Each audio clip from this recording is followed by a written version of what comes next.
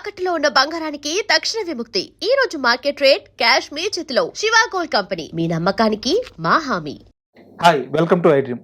ప్రతి కథ కంచికి చేరుద్ది అంటారు. అయితే అసలు ఆ కథ మొదలయ్యేది ఎక్కడ? ప్రతి కథకి ఓ ఇన్స్పిరేషన్ ఉంటుంది, ఓ కాపీ కూడా ఉంటుంది. అసలు ఈ రెండూ కాకుండా పుట్టిన కథకి తెలియకుండానే వెనకాల ఒక కథ ఉంటుంది. సో ఈరోజు ఒక కథ మొదలవడానికి ఎలాంటి ప్రేరణ ఉంటుంది, అంతకుముందు అలాంటి కథలు ఎప్పుడైనా వచ్చాయా, ఇలాంటి విషయాన్ని తెలుసుకుందాము. దీనికి ఉదాహరణగా ఈరోజు మనం విశ్వనాథ్ అండ్ సన్స్ ఎలాగో రన్నింగ్లో ఉంది కాబట్టి ఆ సినిమాలో ఒక చైల్డ్ సెంటిమెంట్ వర్కౌట్ అయింది. సో ఈ అంశం మీద ఎన్ని కథలు ఉన్నాయి, ఆ కథలు ఎప్పుడు ఎలా పుట్టాయి, ఇలాంటి అన్ని విషయాలను తెలుసుకుందాం. హాయ్ సార్, నమస్తే. నమస్తే రాజా. సార్, మీకు ఇంట్లోనే మొత్తం అర్థమైపోయి ఉంటుంది. సో చైల్డ్ సెంటిమెంట్, ఒక చైల్డ్ సెంటిమెంట్ పెడితే నాకు తెలిసి చాలా సినిమాలు సక్సెస్ అయి ఉన్నాయి. నిజానికి వీటన్నిటికీ ఆ ప్రేరణ కానీ లేదా ఈ చైల్డ్ సినిమాలు స్టార్ట్ అయిన పాయింట్ ఎక్కడ సార్? సినిమా కథలు అనేక జానర్స్ ఉంటాయి. జానర్లు అంటే మీన్స్ అక్క తమ్ముడు సెంటిమెంటు, లేదా అన్న చెల్లెల సెంటిమెంటు, అన్నదమ్ముల సెంటిమెంటు, ఒక ఫ్యామిలీ ఎమోషన్ అంటే భార్యాభర్తలకు సంబంధించిన సెంటిమెంటు, అంటే రకరకాల జానర్, లవ్ స్టోరీలు, ఎమోషన్స్, ఫ్యామిలీస్, రివేంజ్ డ్రామాలు, ఫ్యాక్షన్ డ్రామాలు, ఇట్లా అన్నీ తీసుకుంటే సినిమా కథలను సింపుల్గా చెప్పాలంటే, ఇప్పుడు భాషలో డిజిటల్ భాషలో చెప్పాలంటే, సినిమా కథలు చూడడానికి క్యూఆర్ కోడ్ లాగా ఉంటాయి. కానీ ప్రతి క్యూఆర్ కోడ్ ఇంకో క్యూఆర్ కోడ్తో డిఫర్ అయ్యి ఉంటుంది. ఏది మ్యాచ్ కాదు మీకు. మీ ఫోన్లో ఉన్న క్యూఆర్ కోడ్ మీకు ఏదో ఉంటుంది కదా, ఫోన్పేనే ఏదో, అది మీ క్యూఆర్ కోడే అంతే. దానికి ఇంకోటి మ్యాచ్ అయ్యే అవకాశమే లేదు. చూడడానికి ఒకేలాగా ఉంటాయి. అట్లనే సినిమా కథలు కూడా ఏమిటంటే, సింపుల్గా చెప్పాలంటే గట్టిగా 15-20 జానర్లు ఉంటాయి ప్రపంచంలో. నువ్వు ఏ సినిమా కథ అన్నా చెప్పు, ఎన్ని, నువ్వు హాలీవుడ్ లేకపో, మలయాళం లేకపో, తమిళ్ లేకపో, ఇంకో చోటు బేసిక్గా ఉన్న జానర్స్ ఒక 15-20 ఉంటాయి. దాంట్లో మళ్ళీ మిక్సింగ్ అనమాట, ఈ పర్మిటేషన్స్ అండ్ కాంబినేషన్స్ అంటారే. నువ్వు ఎలా ఏమి ఎంత కలుపుతావు ఎంత కలుపువు అనేదాన్ని చూడాలి. మీరు అడిగింది విశ్వనాథన్ అండ్ సన్స్ అనేది ఒక చైల్డ్ సెంటిమెంట్కి సంబంధించిన కథ. అవును, చైల్డ్ సెంటిమెంట్కి సంబంధించిన కథలన్నీ కూడా ఎప్పుడూ కూడా మ్యాక్సిమం హిట్సే ఉన్నాయి సార్. Correct sir. చైల్డ్ అంటే పిల్లలు 2 రకాలుగా ఉంటారు సినిమాల్లో. 2 రకాలు అంటే ఏమిటంటే, హీరోకి ఫ్లాష్ బ్యాక్ చెప్పినప్పుడు హీరో చిన్న పిల్లవాడుగా లేదా హీరోయిన్ చిన్న పిల్లవాడుగా ఉన్నటువంటి ఒక జోన్ ఉంటుంది. ఇప్పుడు మహానటిలో అనుకోండి, అమ్మాయి సావిత్రి చిన్న పిల్లగా ఉన్నప్పుడు ఎలా ఉంటుంది, లేదా ఇంకోటి ఏదో అనుకోండి, ఇంకో దాంట్లో చిన్న పిల్లాడిగా ఉన్నప్పుడు హీరో సైకాలజీ ఏమిటని దాన్ని హీరో క్యారెక్టర్ని ఎస్టాబ్లిష్ చేయడానికి చైల్డ్ ఎపిసోడ్ వాడుకుంటారు. అవును, ఇది ఒక పద్ధతి. రెండో పద్ధతి ఏమిటంటే, ఆ పిల్లవాడే కథలో పాత్రధారిగా ఉంటాడు. ఆ పిల్లవాడు సినిమా అంతా కూడా ఒక డ్రైవింగ్ ఫోర్స్ లాగా ఉంటాడు. విశ్వనాథన్ అండ్ సన్స్లో కూడా ఆ పిల్లవాడే కథను మార్చేది. అతను ఎక్కడి నుంచో ఒక పసిబిడ్డను తెచ్చుకుంటాడు సరోగసి ద్వారా. ఎందుకంటే వాళ్ళ అమ్మని సాటిస్ఫై చేస్తే తన వంశం ఇంతటితో అంతం కాదు, తనకు మనవడు ఉన్నాడు అనే ఆమెకు ఉన్న సాటిస్ఫాక్షన్ కోసం తెచ్చుకుంటాడు. తెచ్చుకున్న తర్వాత ఆ పిల్లవాడికి బోన్ మ్యారో చేంజ్ అవసరం అవుతుంది. బోన్ మ్యారో చేంజ్ ఎలా చేయాలి? అమ్మాయి తల్లి, బయలాజికల్గా ఉన్నటువంటి తల్లి ఎక్కడుందో కనుక్కొని ఆ తల్లి బోన్ మ్యారో సెట్ చేస్తే తప్ప ఇది వీలు కాదంటే అతను, ఆ అమ్మాయి ఎవరో తెలియదు అతనికి, వెతుక్కుంటూ పోయి అమ్మాయిని తెచ్చుకుంటాడు. తెచ్చుకున్న తర్వాత అమ్మాయికి ఈ పిల్లవాడికి మధ్య ఉన్న ఒక ఎమోషనల్ బాండింగ్, ఇతనికి ఆ అమ్మాయికి మొదలయ్యే ఒక ఎమోషనల్ బాండింగ్, ఫైనల్గా ఏమిటి, వాళ్ళిద్దరూ ఒకటవుతారు. ఇది కథ. ఇలాంటి ఎమోషనల్ బాండింగ్. ఇంకా దీంట్లో దర్శకుడు ఎంత తెలివైన వాడంటే, అఫ్కోర్స్ రైటింగ్ చాలా బాగా బ్యూటిఫుల్గా చేశాడు అతను, వెంకీ అట్లూరి. దర్శకుడు తెలివంతా ఎక్కడుందంటే, దీంట్లో మనకి కథ ప్రారంభమయ్యేది పిల్లవాడి అనారోగ్యంతో. కథ మలిపేది కదా. అవును, కానీ దాన్ని ఎక్కడ ఫోకస్ పాయింట్ చేయడం చూడండి. పిల్లవాడి అనారోగ్యానికి సంబంధించి అతనికి బోన్ మ్యారో ఇచ్చేసిన తర్వాత అతను క్యూర్ అయిపోయాడు, అక్కడతో అయిపోయింది ఆ కథ. అవును, ఆ పిల్లవాడిని మళ్ళీ ఆ పిల్లవాడికి అనారోగ్యం అని, ఆ పిల్లవాడికి బాగాలేదని, ఆ అనారోగ్యం సెంటిమెంట్తో మళ్ళీ వీళ్ళిద్దరిని ఏకం చేసి ఒక డ్రామా లేక అతను వెళ్ళలేదు. ఎందుకంటే అతను మోడర్న్ డైరెక్టర్. మామూలుగా కొంత అమాయకంగా ఉండే వాళ్ళైతే ఆ డ్రామాలోకి వెళ్ళిపోతారు. కానీ అది చాలా తెలివైన డైరెక్టర్, తెలివైన రైటర్ కాబట్టి ఆ డ్రామా నుంచి బయటకు వచ్చి వేరే డ్రామాలోకి వెళ్ళాడు. దీని చాలా సినిమాలు, మన పాత సినిమాలు ఎన్నో ఉన్నాయి, కానీ మనకు 1966లో వచ్చిన రాము ఎగ్జాంపుల్గా చెప్పొచ్చు. ఓకే. రాములో ఏమిటంటే, హీరోకు ఒక కొడుకుంటాడు, 10 ఏళ్ల కొడుకుంటాడు.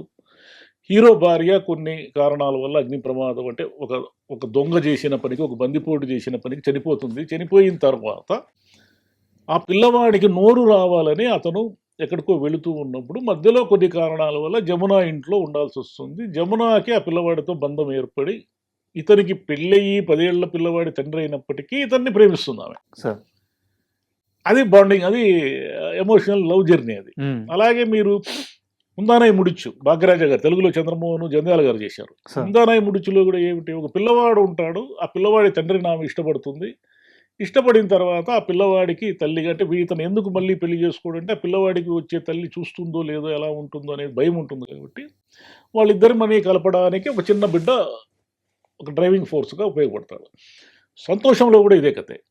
సంతోషం కూడా ఏమిటంటే ఆ పిల్లవాడు డ్రైవింగ్ ఫోర్స్ కాదు కానీ ఆ పిల్లవాడి తండ్రి అయినప్పటికీ కూడా అమ్మాయి శ్రేయ నాగార్జునని ఇష్టపడుతుంది. అవును. ఇది కథ. అంటే పిల్లవాడు ఒక సెంట్రిక్ పాయింట్గా ఉంటే ఆ కథలు ఆడతాయి. ఇలాగే మీరు ఎన్నైనా చెప్పచ్చు. విచిత్ర బంధము నాగేశ్వరరావు గారిది 70s వచ్చింది. విచిత్ర బంధంలో ఏమిటి, వాణిశ్రీ పిల్లవాడు, ఆ పిల్లవాడు తన కొడుకుని వాణిశ్రీకి తెలియదు, కానీ ఆ బంధం ఏర్పడుతుంది ఆమెతో. ఆ బంధం ఏర్పడిన తర్వాత ఎవరినైతే తను అపార్థం చేసుకుందో అతనికి మళ్ళీ దగ్గర అవుతుంది. సింపుల్గా చెప్పాలంటే ఇంతే లైన్. ఇలా ఇదే లైన్ మళ్ళీ కొంచెం తేడా కొడితే మంచి మనుషులు అనే ఒక సినిమా ఉంది.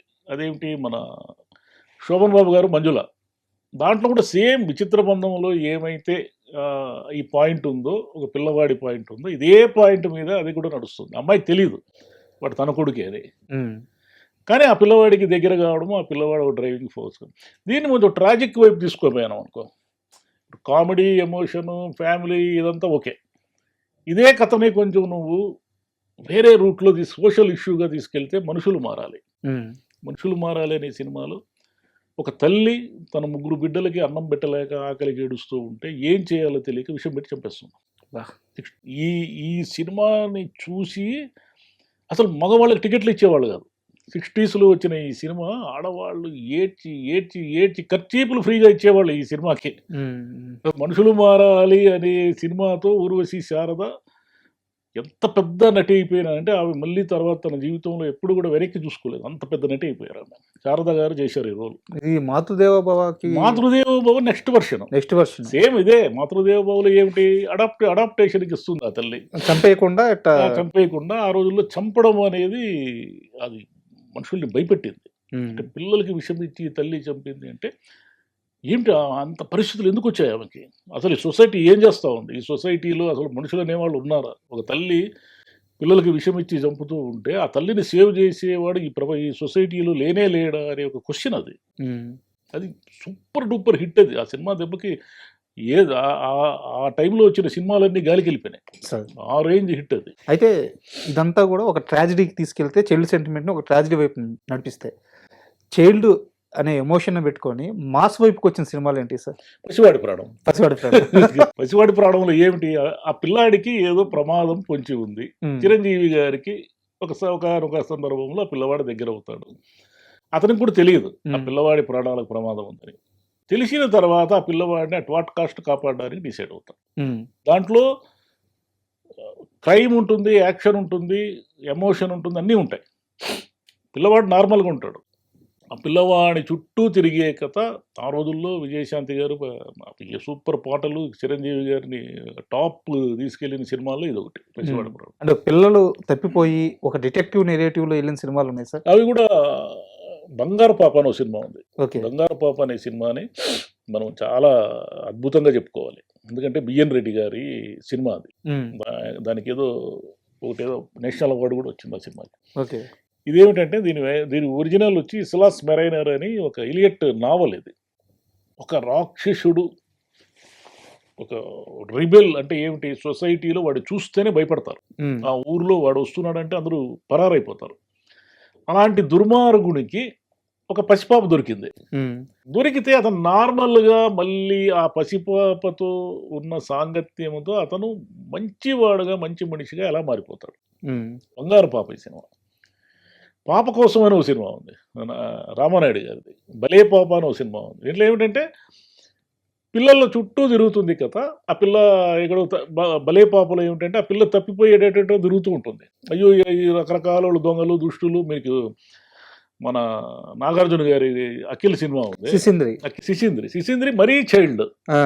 ఇదేమిటంటే కొంచెం చిన్న పాప, 5-6 ఏళ్ల పాప. శిశీంద్రి ఏమిటంటే శిశీంద్రి కథ ఏమిటంటే మరీ కిడ్ అనేవాడు ఒకడు ఒక ఏడాది బిడ్డ తప్పిపోతే వాడు ఎటు ఇటు దొంగలు దుర్మార్గులు వీళ్ళ చేతుల్లో పడతాడేమో అని మనం ప్రేక్షకులు టెన్షన్ పడుతుంటాం. అది కామెడీగా నడుస్తూ ఉంటుంది. అది యాక్చువల్గా ఓమలో ఇంగ్లీష్ పిక్చర్ అది. ఓకే. అయితే ఇప్పుడు మీరు అన్నారు బంగారు పాప అంటే ఒక వ్యక్తిని చూస్తే భయపడేంత మనిషికి ఒక పాప చెడు దొరికితే ఏం జరిగిందని. సో నాకు మీరు చెప్తుంటే అనిపిస్తుంది అలాగ ఒక మనిషికి ఒక పాప దొరికి దాన్ని దేశభక్తి చుట్టూ రెండు మతాల మధ్య ఉండాల్సిన అనుబంధాన్ని చెప్తూ చేస్తే మన సల్మాన్ ఖాన్ గారి సినిమా అయినట్టు అనిపిస్తుంది. బజరంగి భాయ్జాన్ కరెక్ట్ మంది చెప్పింది. ఒక చిన్న పాప, ఆ పాప చుట్టూ 2 దేశాలను పెట్టామనుకో. మామూలు పాప చుట్టూ ఏం పెడతారు, 2 కుటుంబాలను. అవును, 2 దేశాలను పెడితే చిన్న థాట్ విజేంద్ర ప్రసాద్ గారే రాసినట్టు ఎంత చేంజ్ అద్భుతమైన లైన్ అది.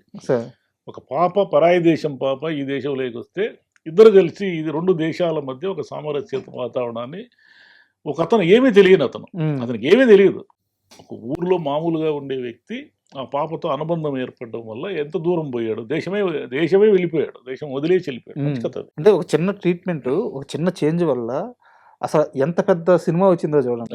2 దేశాల మధ్య సంఘర్షణ, 2 మతాల మధ్య ఉండే కల్చరు డిఫరెన్స్, దానివల్ల వచ్చి ఒక బ్యూటీ. అద్భుతమైన సినిమా అది.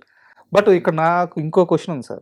ఓన్లీ పిల్లలు మాత్రమే ఉండి సినిమా మొత్తాన్ని పిల్లలే డ్రైవ్ చేసి సూపర్ హిట్ అయిన నాకు తెలిసి తెలుగులో దేవుళ్ళు అని ఒక సినిమా ఉంది సార్, కోటి రామకృష్ణ గారి డైరెక్షన్. గతంలో ఇట్లాంటి సినిమా ఏమన్నా ఉందా? సినిమా వచ్చింది కానీ ఎందుకు ఆడలేదు అది సార్. దాని పేరు చిన్నారి గూఢచారులో ఏదో. ఓకే. చిన్న పిల్లలంతా ఉంటారు, చిన్న పిల్లలంతా ఉండి ఒకటేదో కేసుని, ఒక మర్డర్ కేసు లాంటిది ఏదో సాల్వ్ చేస్తారు.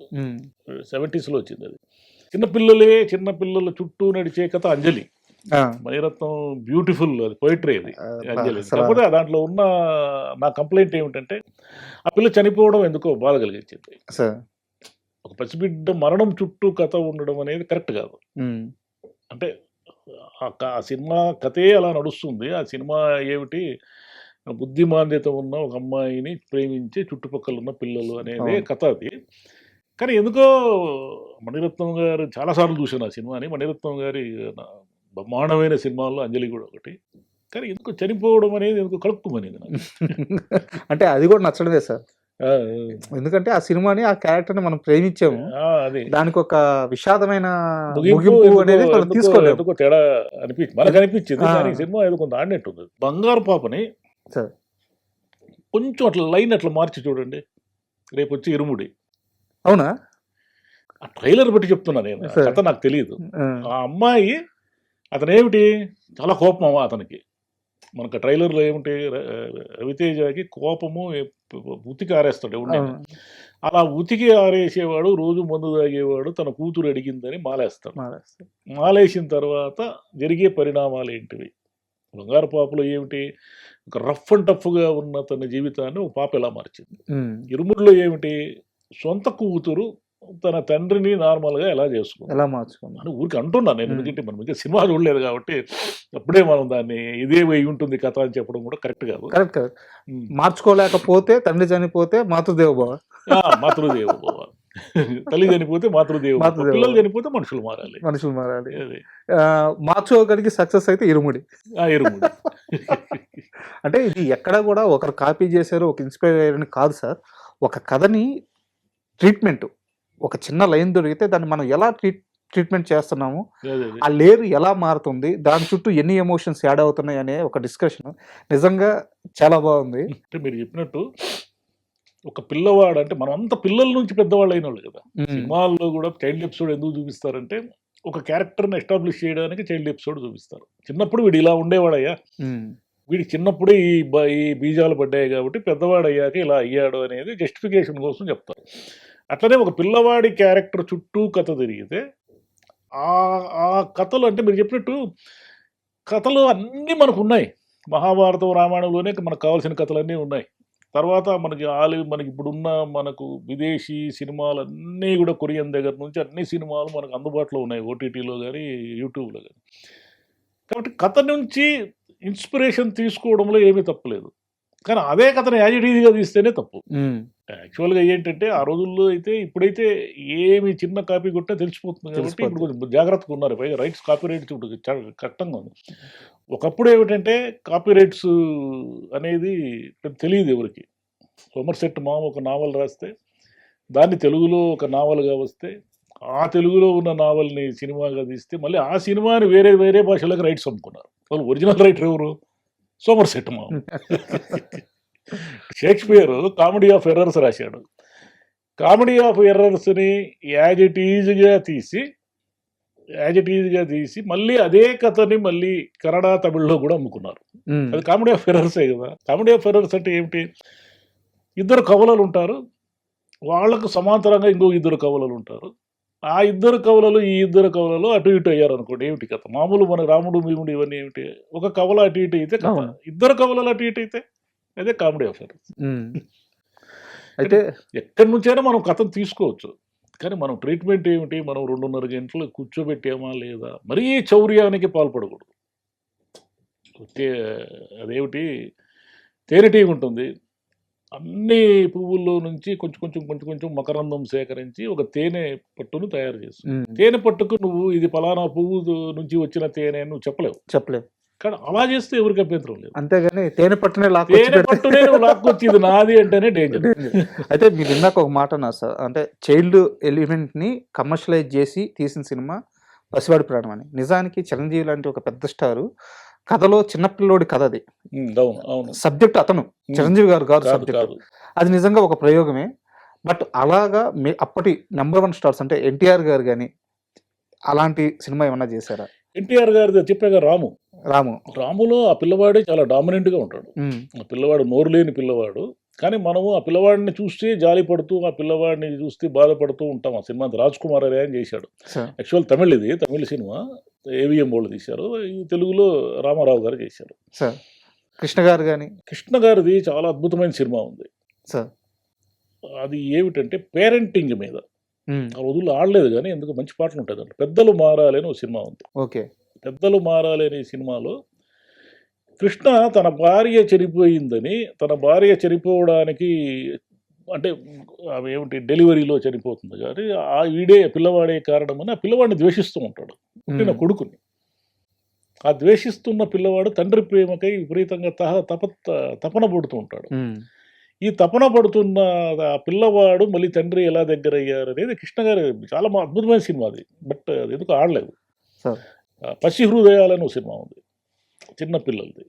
అట్లనే అదేమిటి బాలరాజు కథ అని బాపు గారు తీశారు. ఉమ్, ఒక చిన్న పిల్లవాడు ఒక మహాబలిపురంలో గైడ్గా ఉంటే అలా ఉంటుంది. పాపం పసివాడు అని ఇంగ్లీష్ పిక్చర్లో నుంచి మన వాళ్ళు తెలుగులో చేశారు దాన్ని. అది ఒరిజినల్గా ఇంగ్లీష్లో ఉంది అది. పాపం పసివాడు ఏమిటంటే ఒక పిల్లవాడు వైద్యం కోసం వెళుతున్న ఒక పిల్లవాడు హఠాత్తుగా విమాన ప్రమాదము ఎడారిలో జరిగితే ఎడారిలో చిక్కుకుపోయిన ఒక పిల్లవాడు మళ్ళీ బయటికి ఎలా వచ్చాడు. ఉమ్. చాలా బాగుంటుంది ఆ సినిమా. అతను మాస్టర్ రామోహన్ చేశాడు. దాంట్లోనేనా అమ్మ చూడాలని ఒక పాట? Super hit song. అవును. Super hit song. అయితే ఇదంతా ఒక ఎత్తు సార్. నేను అనుకోవడం అంటే పర్సనల్గా నాకు తెలిసినంత వరకు అనుకోవడం, ఈ చైల్డ్ ఎలిమెంట్ని పెట్టి ఆ చైల్డ్ ఎలిమెంట్కి డివోషనల్ టచ్ ఇచ్చి ఆర్జీవి గారు గోవిందా గోవిందా అని ఒక సినిమా చేశారు. ఇలాంటి ట్రీట్మెంట్ గతంలో ఎక్కడైనా జరిగిందా? తర్వాత ఎక్కడైనా జరిగిందా? గోవిందా గోవిందా తరహా సినిమా లేదు, ఎందుకంటే డైరెక్ట్గా తిరుమల గురించిన సినిమా అది. సార్ కానీ ఎందుకో దాన్ని శ్రీదేవి నాగార్జున గారు ఉన్నప్పటికీ అది పెద్దగా ఎందుకు ఆకట్టుకోలేదు. కన్ఫ్యూజన్గా ఉంటుంది ఆ సినిమా. సార్ కానీ శ్రీదేవి పాటలు భలే బాగుంటాయి. అవును. Thank you. ఆర్జీవి గారు పిల్లలకి దయ్యం పెట్టినట్టుగా కూడా 2-3 సినిమాలు తీశారు కదా. ఆయనకి అదొక జానర్ ఉంది కదా, హారర్ జానర్. పిల్లలకి దయ్యం పెడితే ఏమవుతుంది అనేది అది హాలీవుడ్ జానరు. అవును. మన తెలుగులో అవి కూడా ఉన్నాయి, పిల్లలకి దయ్యాలు పడితే ఏమవుతుంది అనేది. Sir super sir. మొత్తానికైతే సినిమా కథలో పిల్లలకి ఒక మంచి ఎలిమెంట్ కానీ దొరికితే, మంచి క్యారెక్టర్ కానీ దొరికితే దాని చుట్టూ ఎలాంటి ఎమోషన్ని అల్లుకున్నా అది సక్సెస్ ఫార్ములా అని అర్థమవుతుంది. పిల్లలు అంటే అందరికి ఇష్టం కదా. పిల్లలు ఉంటే పిల్లల్ని చూస్తారు బాగా. చిన్నగా ముద్దుగా ఉన్న పిల్లల పట్ల ఎవరికైనా ఆసక్తి ఉంటుంది. అవును. ఆ పిల్లలు ఆ సినిమాలో క్యారెక్టర్గా ఉండి అద్భుతంగా శ్రీదేవి గారు పైకి వచ్చిందంతా బాలనటికే కానీ. అవును. శ్రీదేవి గారి చిన్నప్పటి సినిమాలు చూస్తే మనకి ఎంత ముద్దుగా ఎంత క్యూట్గా ఉంటారు. ఆ తర్వాత ఈమె రోహిణి, వరలక్ష్మి వీళ్ళందరూ కూడా చిన్నప్పటి సినిమాలు చాలా బాగుంటాయి.